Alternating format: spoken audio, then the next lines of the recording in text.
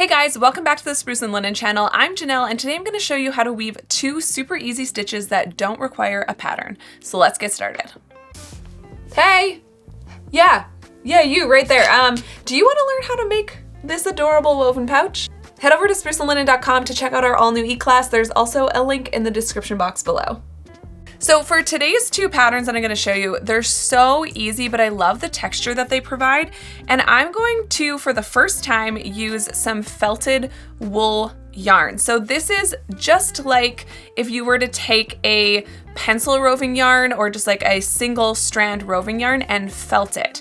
And so it's really, really strong. It holds its shape a little more than just spun wool, and it's beautiful and from Unfettered Co. We have 2 discount codes for you in the description box below to use at Unfettered Co, so definitely check those out. So for this first stitch, I have warped my warp in groups of 3 so that this one weaves up nicer because the first stitch of it is over 3 under 3. We're gonna just do that now. So I'm putting my needle over 3 warp strings, under 3, over 3, under 3, over 3.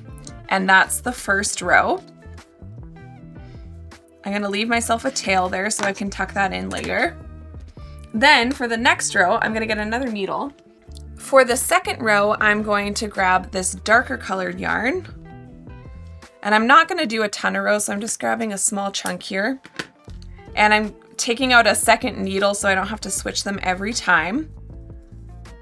And for this row, we are now going to go under 1 warp string, over 1, all the way across. So just a plain weave or a tabby. Both are the same thing. So now we've got our second row in.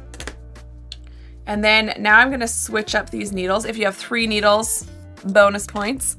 And by the way, I'm just gonna mention this now because I get a lot of questions. These tapestry needles are from my shop. We make them, so definitely check those out at spruceandlinen.com. All right, and for this last row of the pattern, I'm going to be weaving under 1, over 1. And I'm gonna start this one on the other side just so that I don't have all my ends just on one side. So under 1, over 1. So it's just the opposite of the previous row.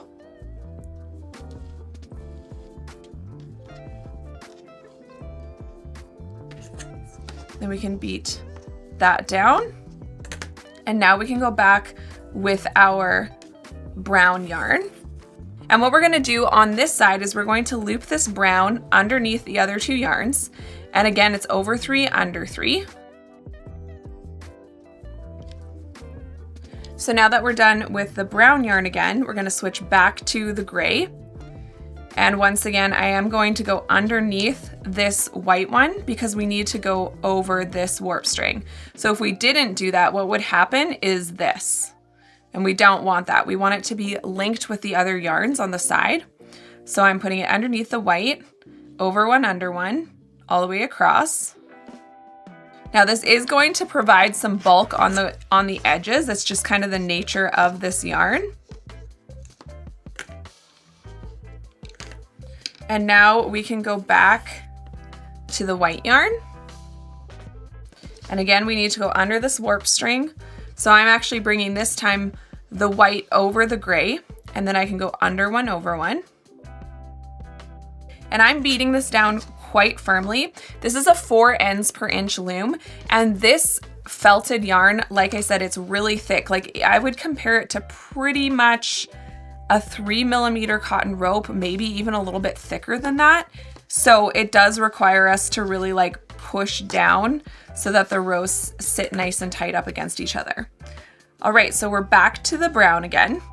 So for this one, I'm gonna bring it underneath the gray, over 3, under 3, over 3, under 3, over 3. Now you can see that my warp strings are starting to want to suck in. So I'm gonna just try to counteract that as I go, not pulling this too hard, see what that does. We really need to let it be bulky on the edges. That's just gonna be kind of the nature with this type of yarn.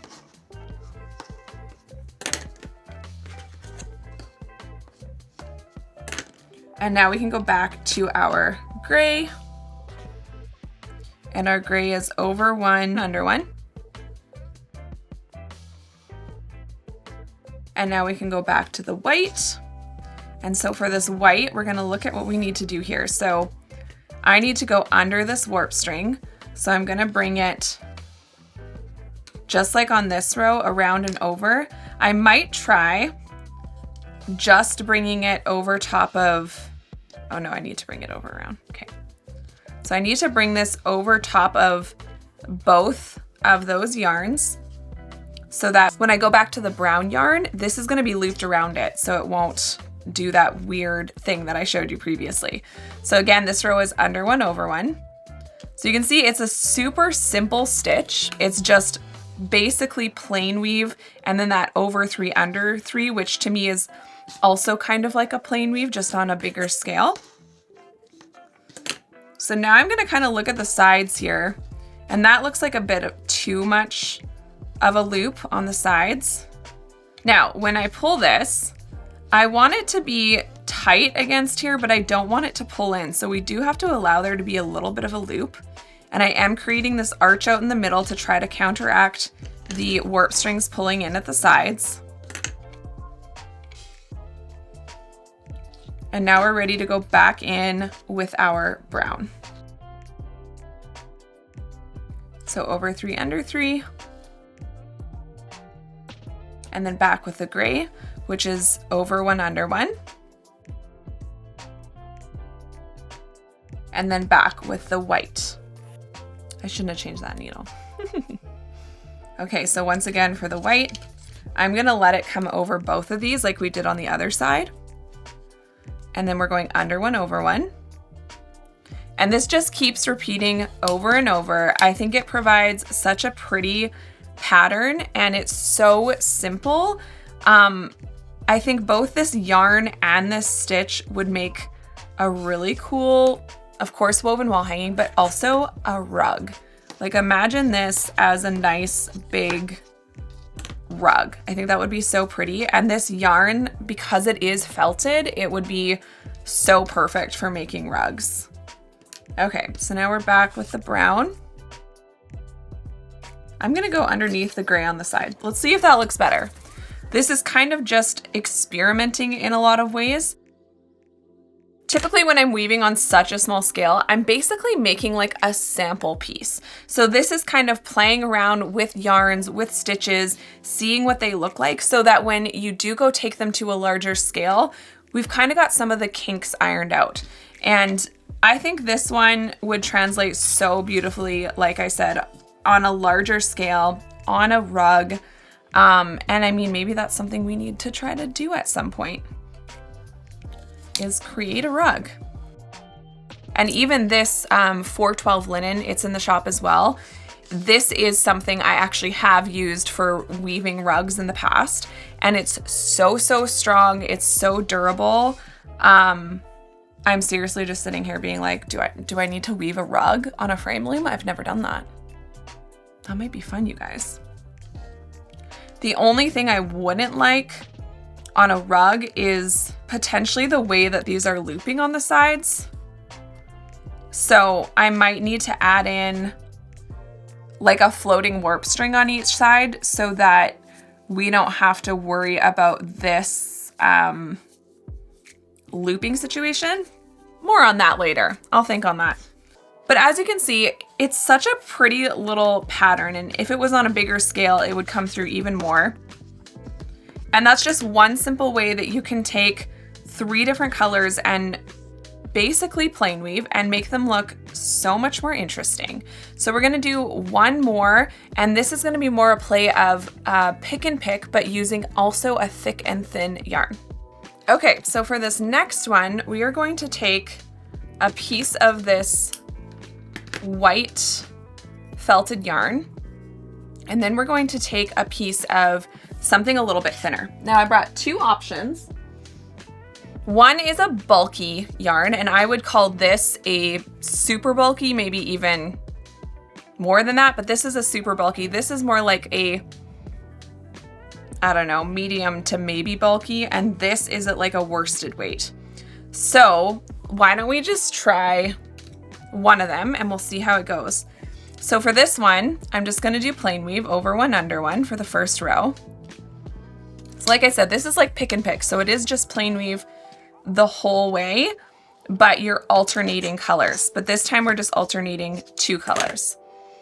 I think I want to try the thinner yarn first. So let's do that. And for this row, we're going under 1/1. Now, since I started on the under and this yarn is so thin, I'm just gonna loop it back around that last warp string. I think the thin is gonna be the better option. So now we need to bring this around the white underneath the black, and we're gonna go back in with the over 1 under 1. And this yarn being through this little loop is gonna basically like lock everything in place. So now we can go under 1 over 1 with the black. And we're gonna loop these again, bringing the white underneath the black. And for these rows, I'm just trying to decide how, you know, what do I like better? Does it need to be beat down really closely, or can it be a little bit looser? I think for this one, it can be a little bit looser just to kind of allow the white yarn to look even thicker.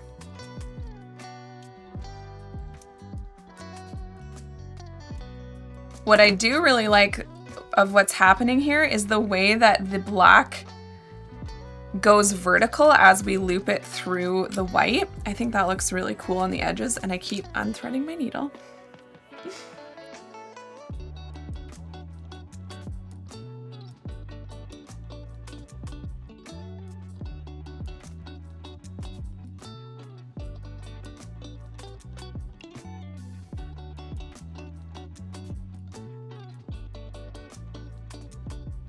So here are 2 very simple ways to use plain weave to use this felted cotton yarn. You can do this with any type of materials though, and I definitely can't wait to see what color combinations you guys come up with. I hope you'll check out those discount codes for this yarn, and it's actually for the whole shop, so you can get recycled cotton rope, sari silk ribbon, all kinds of amazing products. Check that out, and I can't wait to see you guys try these 2 stitches. Definitely tag me on Instagram at Spruce and Linen, and you can also use hashtag SL Weaving Club so I can see and share your work. If you like this video, please hit that like button, subscribe, and click the bell to get notifications when I post new videos. Thanks so much for watching, and I'll see you on the next one.